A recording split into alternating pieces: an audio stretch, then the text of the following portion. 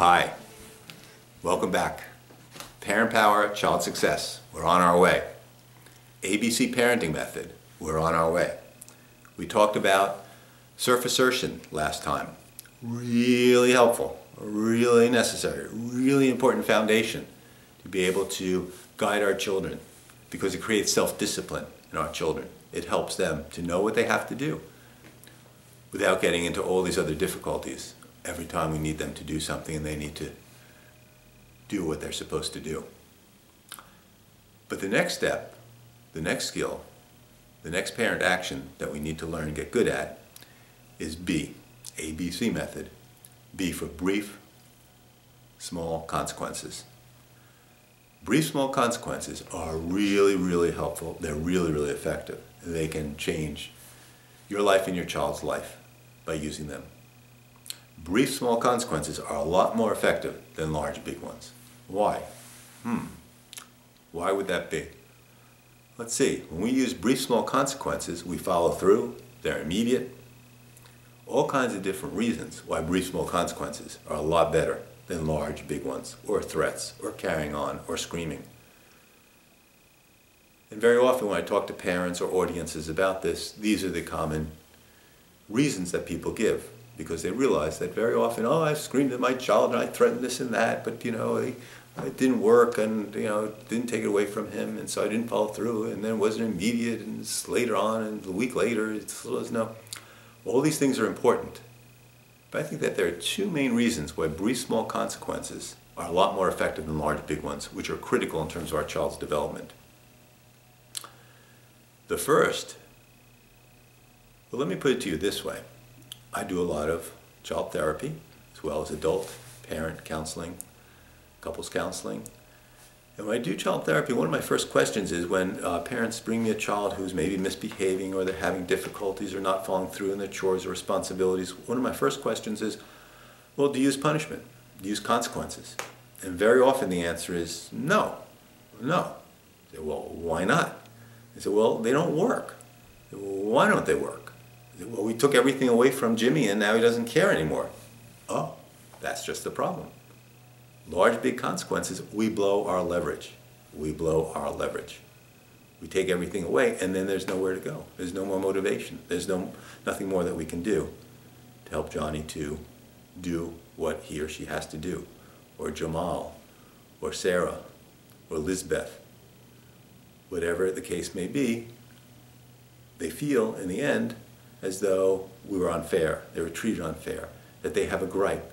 That they are in some way injustice has been visited upon them because they don't have their, their video game program or whatever it might be for a month or whatnot. But most importantly is that we don't have anywhere to go after we give them consequence. Okay, you're grounded all weekend long. A big consequence leaves us with nowhere to go, nothing else to do. So this I learned from my daughter Sarah years ago. Back when she would maybe misbehave or say something fresh or not do her homework, I'd say, okay, Sarah, if you talk to me that way or you don't start your homework, there'll be no TV till you go off to college. And, a few days later, it'd be sweet talking. Oh, gee, Daddy, I'm such a cute little girl and you're such a great, wonderful daddy.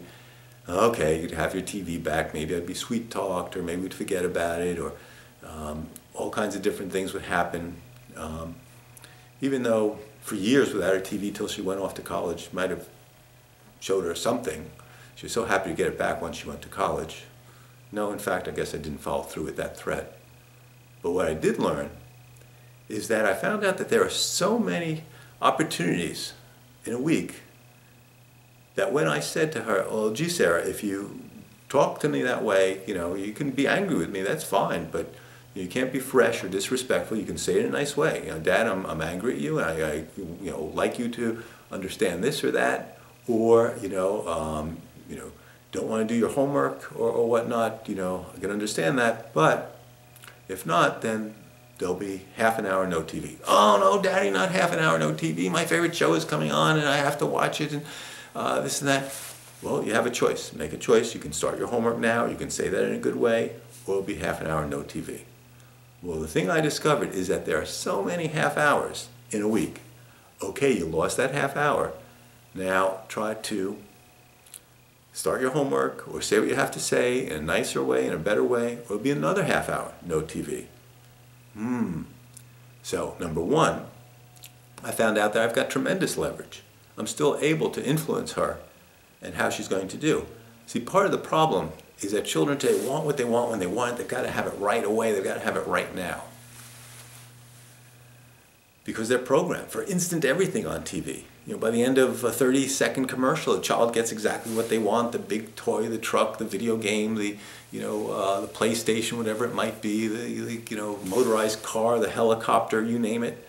You know, they get it within 30 seconds or a minute of a commercial. Things are solved in a half-hour to hour TV show.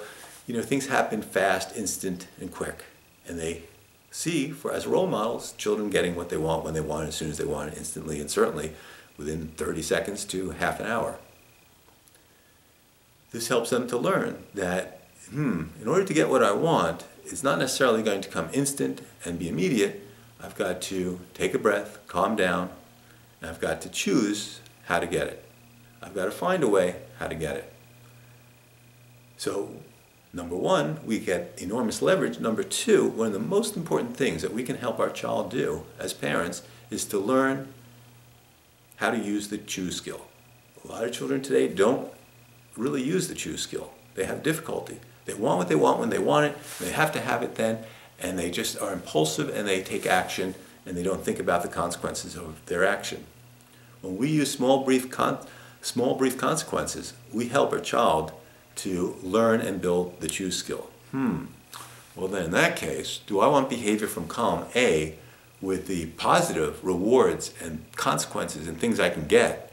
Or do I want to choose behavior from column B with the negative things and not get what I want and to have things go bad for me?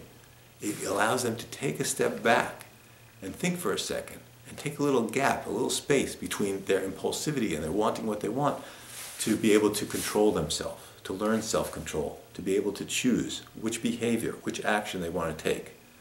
One of the essential ingredients of being able to be successful in life, our ability to choose between different alternatives. Children have a big problem with that today. So brief small consequences give us a lot of leverage, and they give our children countless opportunities to learn how to, okay, I'm going to take a deep breath, I'm going to simmer down and say, well, Daddy, I was mad that you said blah, blah, blah, and or yeah, I guess I'm going to have to do my math homework now, even though I don't want to. So they learn how to do these things. Brief small consequences work wonders. Try it with your child. It won't work if you try it for a day or two. Your child will basically rail against it. They'll say, oh no, you can't do this and that, I'm going to report you to the child bureau, and this is terrible, how could you treat a child like this? Or I'm going to kick and scream and throw a tantrum and show you that you're not going to be able to punish me or give me consequences. Not me, no way, Jose. Child will carry on and basically try to convince you that, well, I don't care, I didn't care about consequences here, it doesn't matter to me. They'll do all kinds of things to convince us, but they care. But the point is, it's not going to work in a day or two. This needs to be consistent over a number of weeks at a time. I give parents the ABC challenge. I say, you try ABC method for 6 to 8 weeks, and I bet dollars to donuts that your child's behavior, problem, issue is going to be very, very different and much less intense and a much better thing at a much different level with consistency in doing this over a period of time. Because then the child will learn that, I'm going to get a consequence, I'm going to have to choose, I'm going to learn how to choose, they're going to build the choice skill, and the other consequences that will follow, they will choose not to get. So they will learn over time. That's very, very important for them to get with the program. Now, very often when children rail against the program at first, this is one of the exceptions to using small, brief consequences, I would say, is to basically use a large, big consequence to get them with the program. Which means, well, look, Jamal, unless you abide by and accept that you're going to be in timeout for, 10 minutes, or you're not going to have TV for the next hour, then there's going to be a much bigger consequence. Then you'll lose PlayStation for 3 weeks. You want to lose PlayStation for 3 weeks, or you want to accept this? So when we're getting our child with the program, that's the time to perhaps, sometimes, if needed, to use a larger, bigger consequence for them to then realize, I better get with this program, accept small consequences, so it's going to help me to improve my ability to control myself, do the right thing, and do what I need to do. In the same regard, it's very good to involve our child, to ask them, well, what consequences will work? We're trying to work to help you to get better at, in school, doing your homework, doing math, doing science, getting better test grades, trying to help you to be better so you'll make better friends and make good decisions, is to help you. So what would you suggest are good consequences? What would help to motivate you to be able to feel good about yourself and be able to learn what you need to do? And our child will volunteer a whole list of things that are going to be very, very helpful to them. Likewise, you could talk about rewards also for doing the right thing. We're going to get to that when we get to ABC, the C part. But to involve our child with the consequences that they'll get, again, makes it a lot easier to be able to have them get with the program sooner than later, even though they will get with it sooner or later, one way or another. The other time when large big consequences may be necessary are for big infractions, for when our child really does something that is out of line, really calls for it. And so sometimes, as parents, we are human beings and we can't be calm and use self-assertion and be gentle all the time. Sometimes we will explode, and that makes some sense. And sometimes in the explosion or the intense emotional reaction, we're communicating very important things to our child, that they stepped over a line that really is way too far to go, that really they cannot go, and that's totally unacceptable. So sometimes the exceptions will be helpful. But with consistency, self-assertion, first, use that, and then brief small consequences can be very effective. In terms of brief small consequences, follow Dr. Goddard's the least amount of consequences that can influence the behavior rule. What we want to be able to do is to use the least amount of consequences that can influence the behavior. And so, once again, when my daughter Sarah was younger, I said, okay, Sarah, if you don't start your homework, very soon, in the next 5 minutes, then there'll be no TV for half an hour. That was a consequence that had an effect on her behavior. But as she grew older, as I said, okay, Sarah, and you're now 13, 14 years old, there'll be no TV for half an hour unless you start your homework, do your chores, whatever it is you need to do. It's okay, sure, Daddy, that's fine. I've got my cell phone, I've got my TV, I've got my computer, I've got my text messaging, I've got all kinds of other things I can do. It was no longer effective, so it had to be raised to, okay, Sarah, unless you, do clean the dishes or whatever it is that you really need to take care of, then I've already asked you to do this self-assertion a few times, then there'll be no TV no total restriction for an hour. No, not total restriction. So we need to gauge where our child is at, what age they're at, to figure out what is the least amount of consequence that can influence the behavior.